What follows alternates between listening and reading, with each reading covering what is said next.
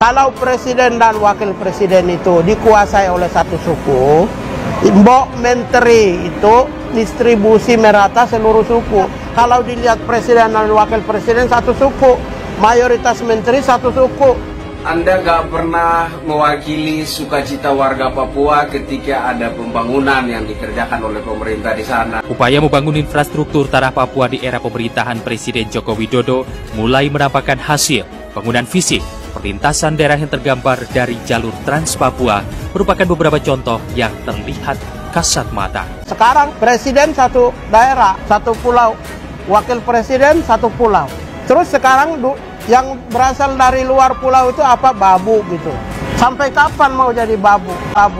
Gak usah lebay, cemen. Saya nggak pernah dengar Anda berbicara mewakili suara warga Papua. Papua, orang bisa!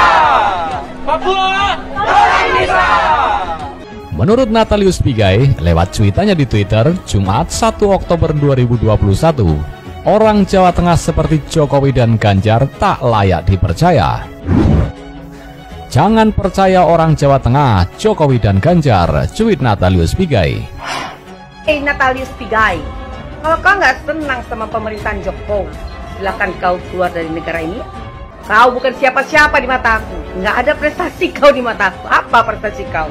Apa yang pernah kau perbuat untuk rakyat Indonesia dan bangsa ini? Nggak ada satupun, nihil alias nol, hanya gede bacot.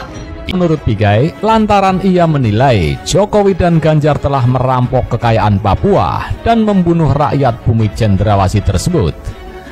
Tak hanya itu, Pigai juga menilai orang-orang Jawa Tengah seperti Jokowi dan Ganjar telah menginjak-injak harga diri bangsa Papua dengan kata-kata bernada rasis. Mereka merampok kekayaan kita, mereka bunuh rakyat Papua, injak-injak harga diri bangsa Papua dengan kata-kata rendahan, rasis, monyet dan sampah, ujar Natalius Pigai.